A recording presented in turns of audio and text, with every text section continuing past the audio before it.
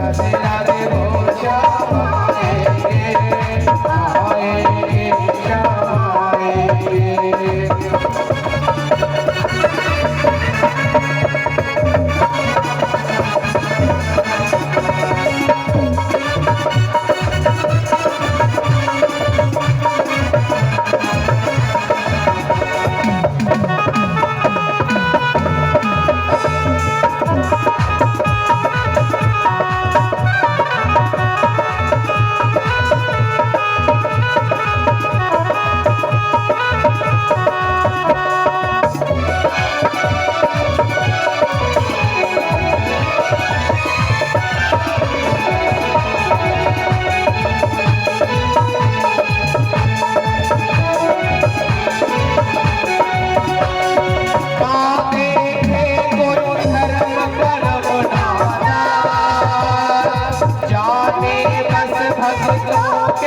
दिल के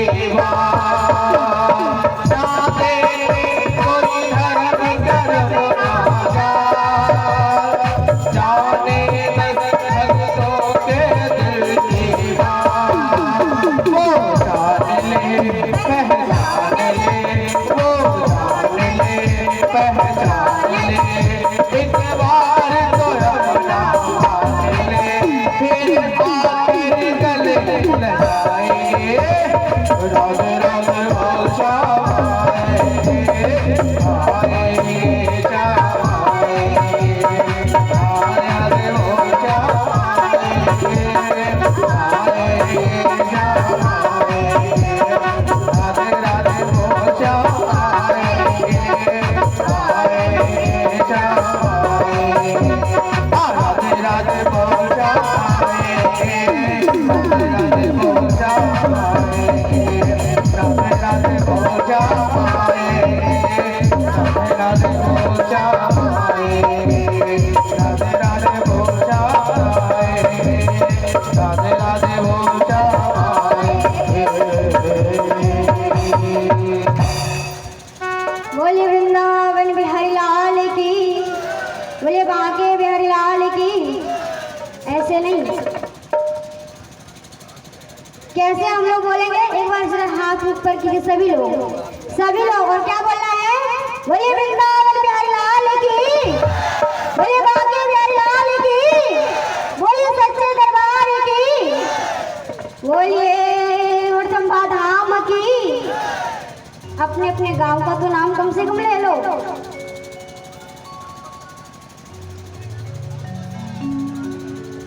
आइए इस कथा में सभी लोग पधारे हुए और अपने भक्ति को बढ़ाने के लिए हम श्रीमद् भागवत कथा एवं श्री रामचरितमानस आप लोग श्रवण करेंगे 7 दिन तक।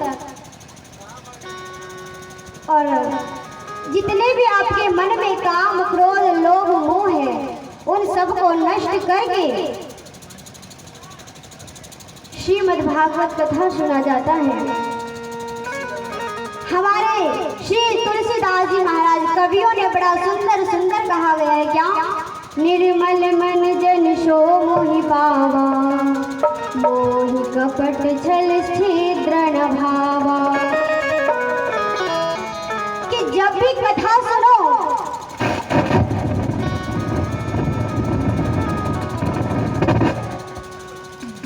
कथा सुनो भगवान का भजन करो तो ऐसा भजन करो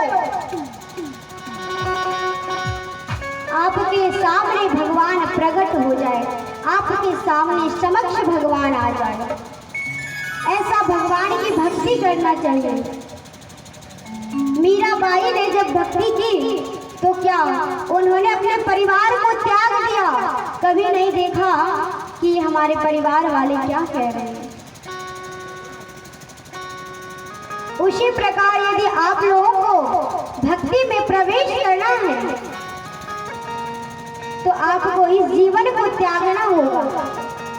इस संसार के लोगों से जो आशा बनाए रखे हो ना, इस दुनिया वाले से वो आशा तोड़ना होगा। बोलिए प्रेम से राधे राधे,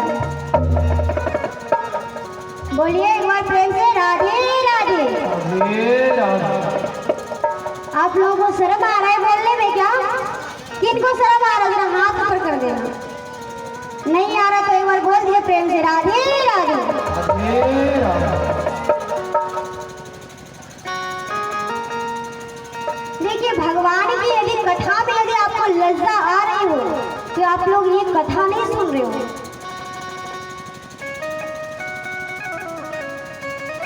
कथा यदि आप लोगों के सामने कोई गाना बज जाए ना, सॉन्ग, तो आप लोग उसमें डांस करने लग जाते हो। यदि हम इस सत्संग में बोले राधे राधे बोलने को तो आप लोग तो मुंह चुपचाप जैसे मौन व्रत धारण कर रखे हो। आप लोग मौन व्रत धारण कर रखे हो क्या? नहीं ना? तो प्रेम से बोले क्या? राधे राधे। राधे राधे। ओम सच्चिदानंद रूपाय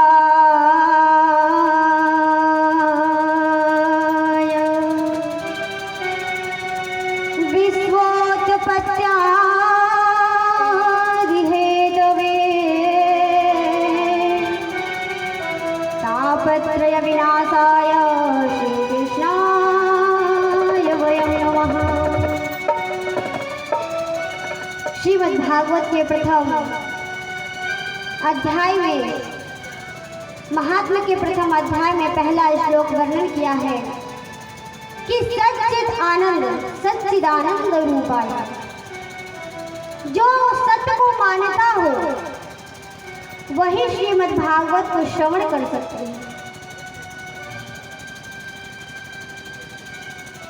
सच्चिद आनंद, सत्य का अर्थात है जो सत्य से बढ़कर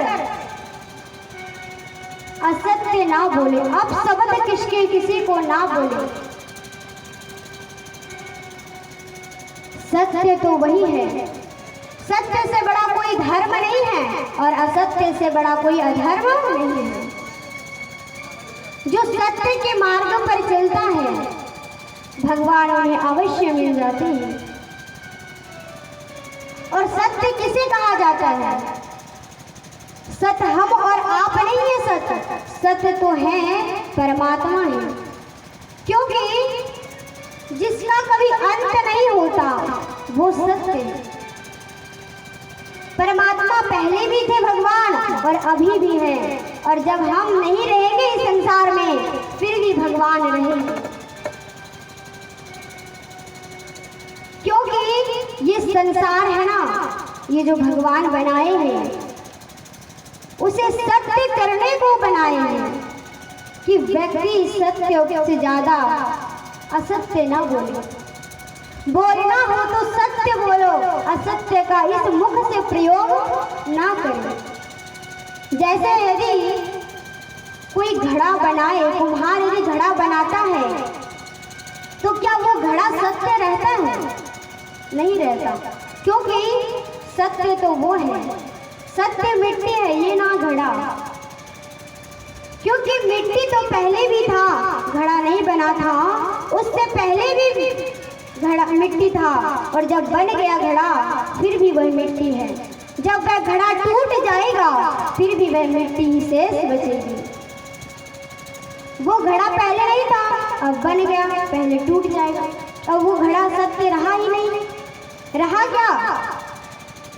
कौन कौन जानता नहीं रहा? जरा हाथ ऊपर करना। एक बार सभी लोग हाथ ऊपर कर दीजिए। सभी लोग बोले वृंदावन बिहारी लाल की। हमारे बड़े बड़े तुलसीदास जी महाराज कहे गए हैं कि जो ना बजाए कथा में तालियां उसकी जेब हो जाए खाली। बोले वृंदावन बिहारी लाल की, बोले बांके बिहारी लाल की।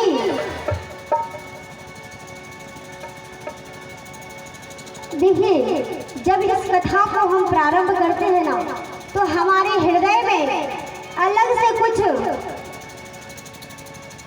भगवान की जो प्रति मूर्ति है वो हमारे हृदय में आकर के बैठ जाता है। यदि हम शादी में जाते हैं तो वह शादी का जो प्रोग्राम है वह हमारे हृदय में बैठ जाता है, और जो जब हम कथा में आते हैं तो कथा की उसी प्रकार भगवान ने कहा कि जो व्यक्ति सत्य का आश्रय लेगा तो हम उनकी शरण को ग्रहण करेंगे। भक्तों को मेरे पास नहीं आना होगा, हम भक्तों के पास चले आएंगे। तुलसीदास जी ने कहा कि देखो सत्य की परिभाषा तो हम समझ लिए, आप लोग समझे सत्य की परिभाषा? कौन कौन समझ ले, जरा हाथ ऊपर करना।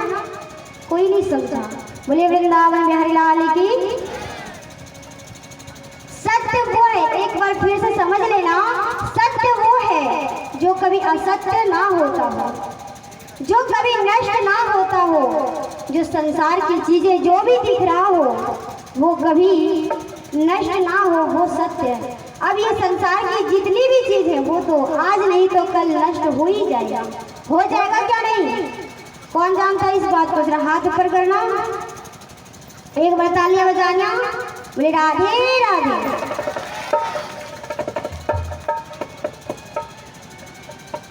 जब भक्तों के हृदय में भगवान आते हैं तो कहा कि देखो अब बताओ, हमने सत्य की परिभाषा तो समझ लिए, पर चित्त की परिभाषा भी तो बताओ। अब चित्त क्या है? बोले देखो चित्त वो है, चित्त आने होता है प्रकाश। जैसे सुबह से लेकर शाम तक हम लोग भगवान की ये प्रकाश लेते रहते हैं। प्रकाश हमें कौन देता है? भगवान देते हैं हमें प्रकाश। यदि प्रकाश नहीं देते भगवान तो हम कुछ कर ही नहीं पाते। आप लोग जितने भी काम करते हो सुबह से शाम तक, सब प्रकाश जब आता है तभी तो हम कर पाते हैं। भगवान ने कहा कि दिन में तो हम प्रकाश दे पाएंगे, लेकिन रात की अब हमसे नहीं होगा। जो प्रकाश दे उन्हें भगवान कहते हैं। और रात में भी प्रकाश की जरूरत हमें पड़ती है। जैसे आप सभी लोग यहाँ पे बैठे हो तो ये प्रकाश आ रही है तभी तो अंधेरे में आप बैठ सकते हो क्या? बैठ सकते हो अंधेरे में? नहीं ना। तो उसी प्रकार अंधेरे में हम नहीं बैठ सकते, हमें प्रकाश की जरूरत है। तो भगवान ने हमें दिन में प्रकाश को दिया है कि जाओ जितना भी काम हो तुम दिन में कर लेना, और ये प्रकाश जो है हम आपके लिए बनाते हैं। कहा सच्चिदानंद। अब सच्चिद आनंद, सत का व्याख्या हो गई और चित्त। अब चलते हैं आनंद किसे कहते हैं? आनंद पता है किसको कहते हैं? कौन कौन जानता है? जरा हाथ ऊपर करना, एक बार कर दो भैया लोग, एक बार सभी लोग हाथ ऊपर कर दीजिए। जितने भी भाई बहन बैठे हैं सभी लोगों से आग्रह है कि एक बार हाथ ऊपर करके बोलिए राधे राधे। बोलिए वृंदावन बिहारी लाल की। अब हम संसार में आनंद ढूंढते हैं, ये आनंद किसे कहते हैं? लोग कहते हैं कि आनंद हमें तो संसार में जब घूमते हैं अपने बच्चों के साथ, पत्नियों के साथ, माता पिता के साथ जब हम घूमते हैं तो हमें आनंद आता है। नहीं, हमारे संतों ने बड़ा सुंदर भाव कहा है, जो आनंद सिंधु सुख राशि सीख करते त्रिलोक सुपासी। जो आनंद है वो सिंधु के राशि है। वह आनंद उसे कहा जाता है जो भगवान की भक्ति में लीन हो जाए, उन्हें आनंद कहते हैं। ये नहीं कि संसार में रहकर हम पड़े रहें और उन्हें आनंद कहें। हाँ, हम ये नहीं कहते कि संसार के लोगों से प्यार ना करो, पर उनसे ज़्यादा ज़रूरी तो परमात्मा से भी है कि भगवान का भी भजन कर लिया करो। थोड़ा समय मिला तो नहीं कर लो राम से। ये भगवान की लीला है। भगवान से हम लोग कैसे संबंध जोड़ेंगे? आप लोग संबंध जोड़ना चाहते हो भगवान से? कौन कौन जोड़ना चाहता है कि भगवान के संबंध हो, हमसे जुड़ जाए रिश्ता। जैसे आपके परिवार से रिश्ता हो जाता है ना, उसी प्रकार भगवान से रिश्ता जोड़ना चाहते हो। कौन कौन जोड़ना चाहता है? एक बार तालियों के साथ कहेंगे क्या? हो श्याम प्यारे से, हो श्याम प्यारे से जिसका संबंध है, उसे हर घड़ी आनंद ही आनंद है। सभी लोग तालियों के साथ। जिसका संबंध है, श्याम प्यारे से जिसका संबंध है, उसे हर घड़ी आनंद ही आनंद है। श्याम प्यारे से जिसका संबंध है, श्याम प्यारे से जिसका संबंध है, उसे हर घड़ी आनंद ही आनंद है। उसको हर घड़ी आनंद ही आनंद है। सभी लोग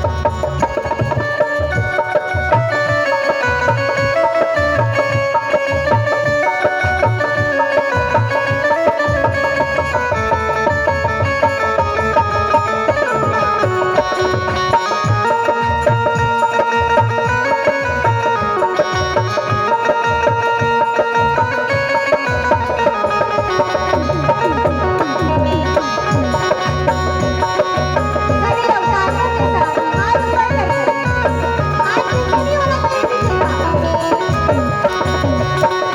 झूठी ममता करके किनारा, लेके सच्चे प्रभु का सहारा। झूठी ममता करके किनारा, लेके सच्चे प्रभु का सहारा। जो उसी की रजा में राजा बंद है, जो उसी की रजा में राजा बंद है, उसको हर घड़ी आनंद ही आनंद है।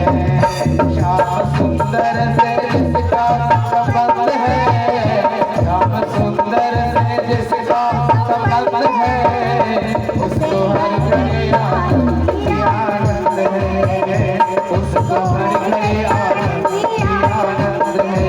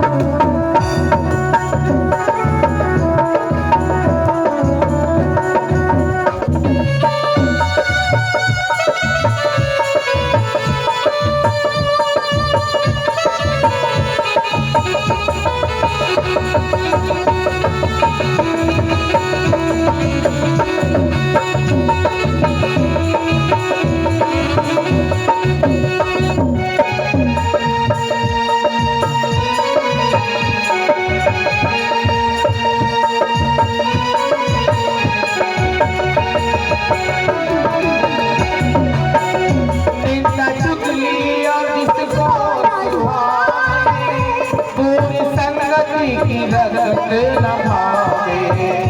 निंदा चुगली न जिसको सुहाए, पूरी संगति की रगत न भावे।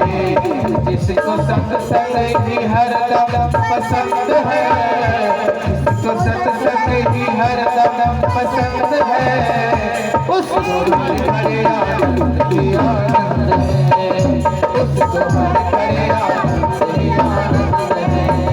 श्याम सुंदर से जिसका संबंध है, श्याम सुंदर से जिसका संबंध है, उसको हर घड़ी आनंद ही आनंद है।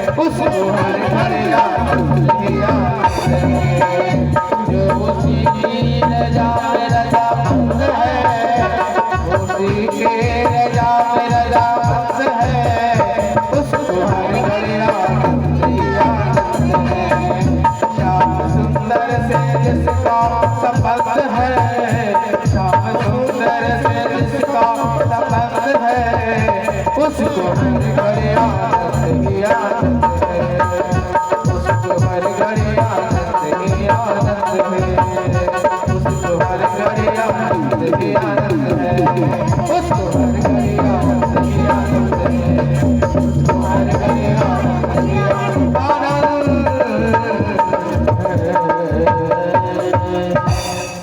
बोले वृंदावन बिहारी लाल की, बोले बांके बिहारी लाल की, बोले सच्चे दरबार की, बोले अयोध्या धाम की, बोले भागवत महापुराण की।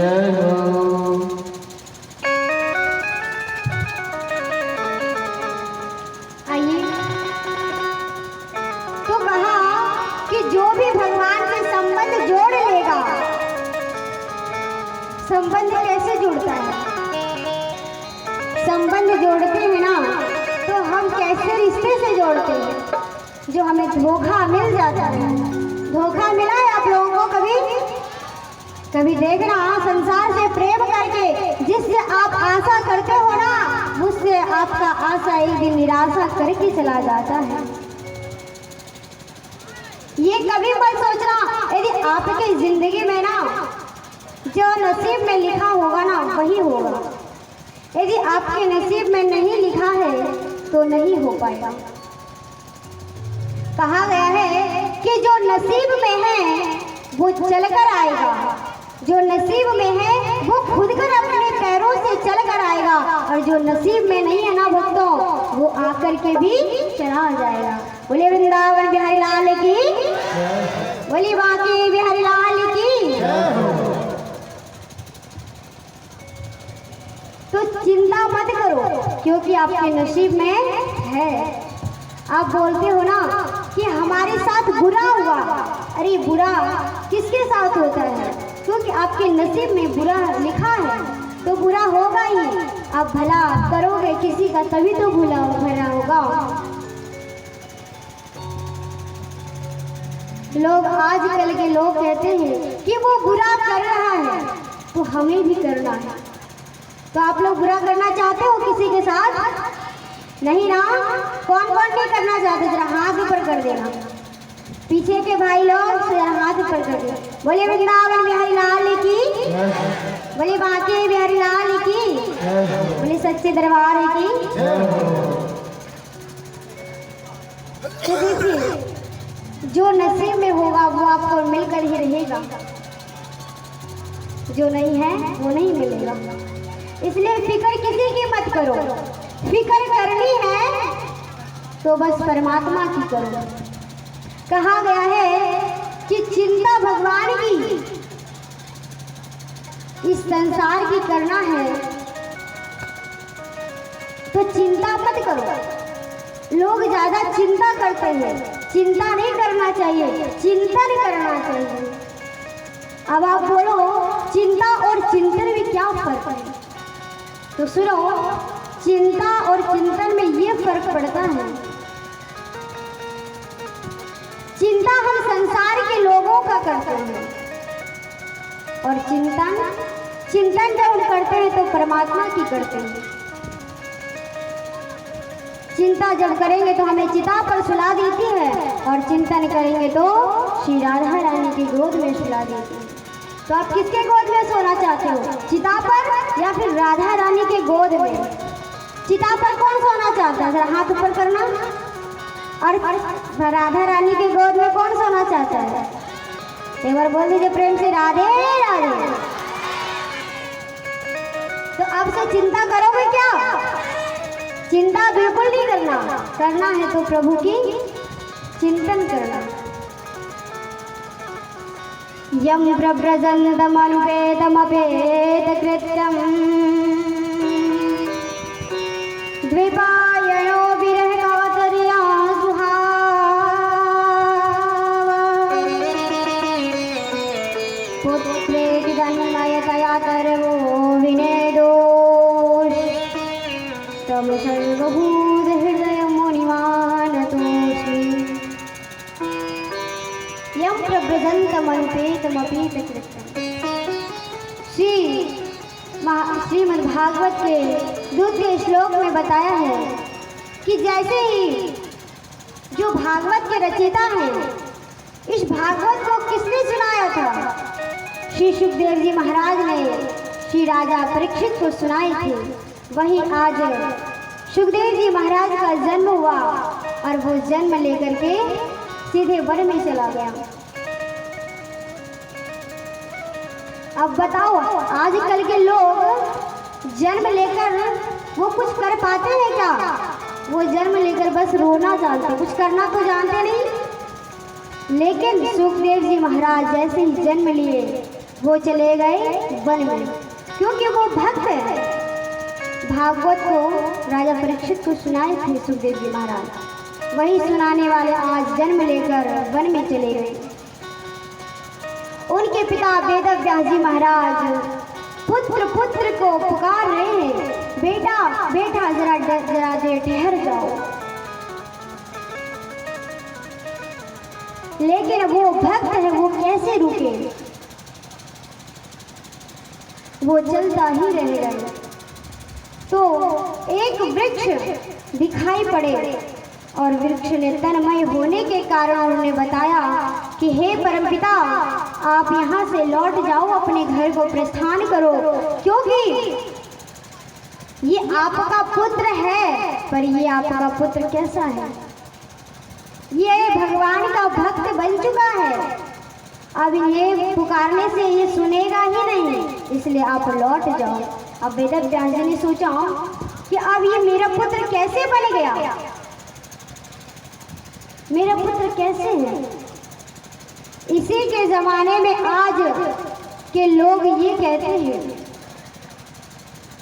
वेदव्यास जी भी अचेत अवस्था में पड़े, मेरा पुत्र ऐसे कैसे बन गया? जैसे कि आजकल की जो माताएं हैं ना, वो कहते हैं यदि संत के पास चला जाए तो वो माता कहने लगती है कि संत के पास कभी मत जाना, क्या पता हमारा बेटा भी संत बन जाए। कोई माता अपने पुत्र को संत बनाना नहीं चाहते हैं क्या? कौन कौन चाहता है अपने बेटा को संत बनाना? जरा हाथ ऊपर करना। कोई चाहता ही नहीं संत बनाना, कि हमारा बेटा जब चला जाएगा, वैरागी बन जाएगा, तो हमारा सेवा कौन करेगा? लेकिन ऐसी बात नहीं है, समय आने पर आपकी सेवा वो संत ही आपकी सेवा करेगा।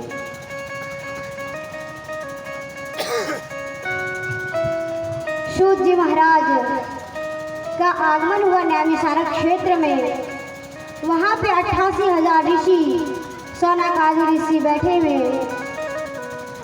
और जैसे ही सूत जी महाराज का आगमन हुआ सभी लोग ऋषि खड़े हो गए। ऋषियों ने पूछा कि हे सूत जी महाराज, आपका आगमन हुआ, मेरा बहुत बड़ा सौभाग्य है, इसलिए आप हमसे कहते हैं, हम आपसे कहते हैं क्या कि जब भी आपको संत मिले, संत का यदि सेवा करने का फल प्राप्त हो तो आप उनकी सेवा कभी छोड़ना मत, क्योंकि संत की सेवा भगवान की सेवा होता है। सौनकादि 88,000 सब ऋषि खड़े हो गए और सभी लोग वहां पे थे, हजार हजार के वर्ष थे, सब वृद्ध अवस्था में थे और बड़े बड़े बुजुर्ग थे। सूत जी को सिर्फ 16 वर्ष के थे। उन्होंने देखा सूत जी महाराज की हमारा आगमन क्यों कर रहे हैं, इतने बड़े बड़े महात्मा संत होकर मेरा आगमन क्यों कर रहे हैं। तो सौनक जी ने बताया कि देखो, हम भले ही उम्र में बड़े हैं तो क्या हुआ, लेकिन ज्ञान में तो आप बड़े हो ना, इसलिए आप कभी उम्र को मत देखना कि ये उम्र कितना है, ज्ञान को देखना कि ये ज्ञान कैसा सिखाता है हमको। ज्ञान जो हमारा है ना, ये ज्ञान एक छोटा सा बच्चा यदि आपको ज्ञान दे रहा हो तो उस ज्ञान को प्राप्त कर लेना चाहिए। क्या पता उस छोटा सा बच्चे की आपकी बात जीवन बदल जाए। उसी प्रकार सूत जी महाराज जब देखे आगमन खड़े हैं तो सौनक जी ने क्या कहा, अज्ञान ध्वांत विध्वंस कोटि सूर्य समप्रभा सोताख्यायी